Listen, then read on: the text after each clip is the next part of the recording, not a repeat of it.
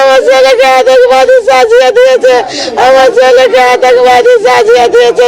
এগুলো শুনছি মোবাইলে টিভিতে দেখাচ্ছে আমার ছেলেকে। জঙ্গি সন্দেহে কলকাতা থেকে গ্রেপ্তার হয় মালদার মানিকচক থানার গোপালপুর গ্রাম পঞ্চায়েতের আশিনটোলা গ্রামের বাসিন্দা ওমর ফারুক। দ্বাদশ শ্রেণী পাস এই যুবক দীর্ঘ কয়েক বছর ধরে কলকাতায় শ্রমিকের কাজ করতে বলেই দাবি। ঈদে বাড়ি আসার কথা ছিল। গত রবিবার স্ত্রীর সাথে কথা হয়েছিল।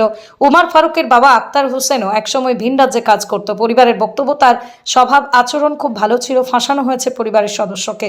এদিকে জঙ্গি সন্দেহে ওমর ফারুক গ্রেপ্তার হওয়ায় গোটা গ্রাম জুড়ে একটা আতঙ্কের পরিবেশ তৈরি হয়েছে।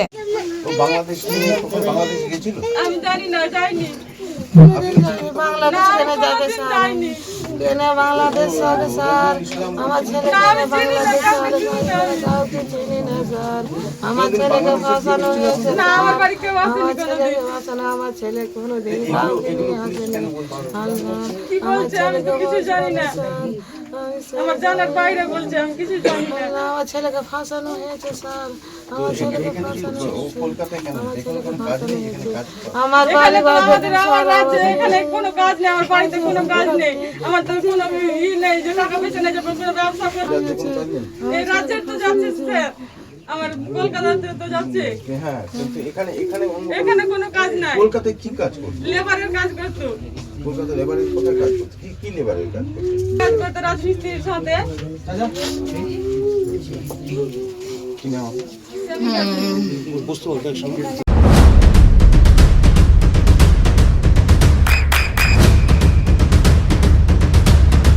বৃষ্টিতেই স্বস্তি। বৃষ্টি অ্যাকোয়া বিশুদ্ধ পানীয় জল। চিনি ব্যাপারটা হচ্ছে আমাদের গ্রামের মানে এখানে কাজ করতো, বাইরে কাজ করতো, এখানে বাড়িতে আসতো, যখন তখন এখানে আসতো, আবার বাইরে যেত, থাকতো, খেতো আর কি। বাইরে লেবারি করতো, কি করতো স্যার জানি না, লেবারি করতো যত সম্ভব। এখানে আবার শুনছি যে মতন মানে সকালবেলা আমরা ঘুমিয়েছিলাম, সকালবেলা শুনলাম এই মতন একটা গ্রামের একটা ইয়ে হচ্ছে।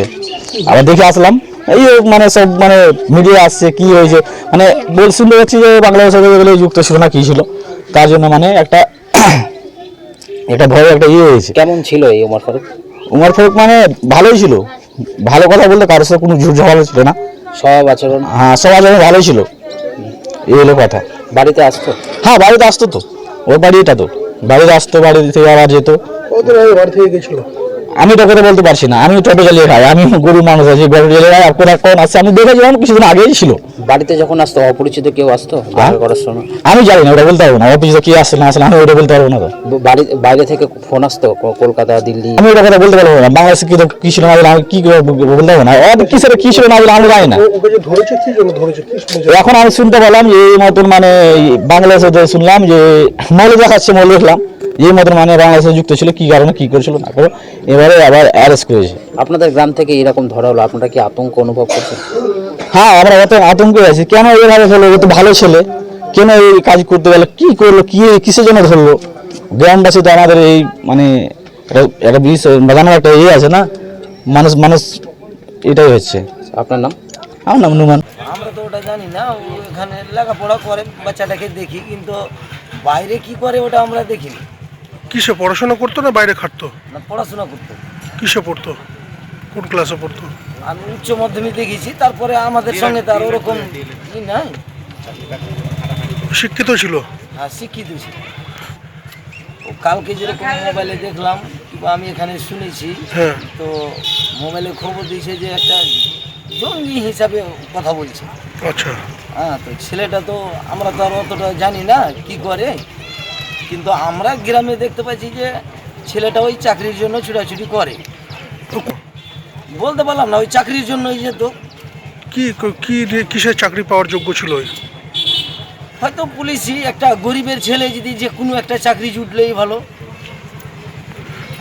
না, ওটা দেখতে হবে যে ছেলেটাকে কি কারণে, হয়তো কেউ এমন তো আছে যে কেউ হয়তো ফাঁসানো হয়েছে কি হয়েছে, ওটা দেখতে হবে।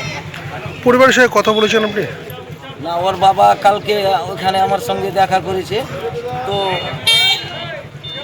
ট্রেনে হয়ে যাচ্ছে, ভেঙে পড়ে যাচ্ছে। ওর বাবা বলছে আমার ছেলেটা এরকম নয়, কিংবা গ্রামের সবাই জানে যে ছেলেটা এরকম নয়। একটা আতঙ্ক তো থাকবে যে একটা গ্রামের ছেলেকে কি হলো না হলো নিয়ে চলে গেল, কিংবা জঙ্গি বলে কি বলছে, আতঙ্ক তো হবেই।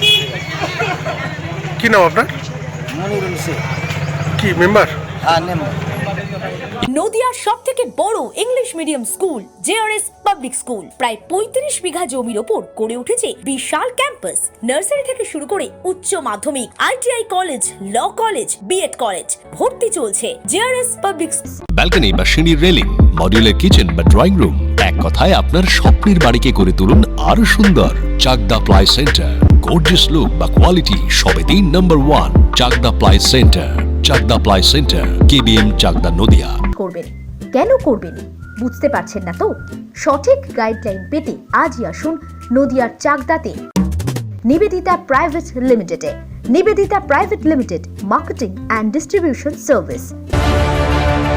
চাকদা অ্যালুমিনিয়াম সেন্টার, প্লাই, কাঁচ, laminates, kitchen fittings, door lock, window ও অ্যালুমিনিয়ামের খুচরো ও পাইকারি বিক্রেতা। চাকদা অ্যালুমিনিয়াম সেন্টার, পূর্বলালপুর 50 নম্বর রেলগেটের পাশে, চাকদা, নদিয়া।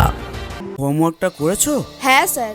এ বাবা, ভুল করেছো কেন? চোখে কেমন ঝাপসা দেখছি, লিখতে আর পড়তে খুব সমস্যা হচ্ছে।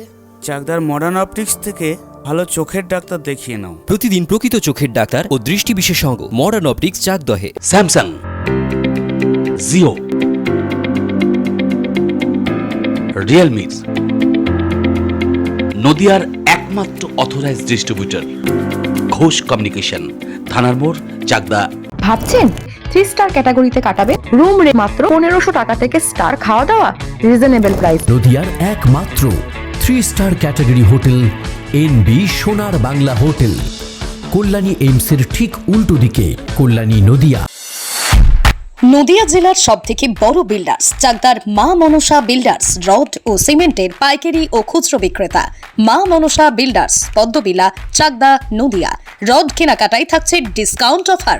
মা মনসা বিল্ডার্স,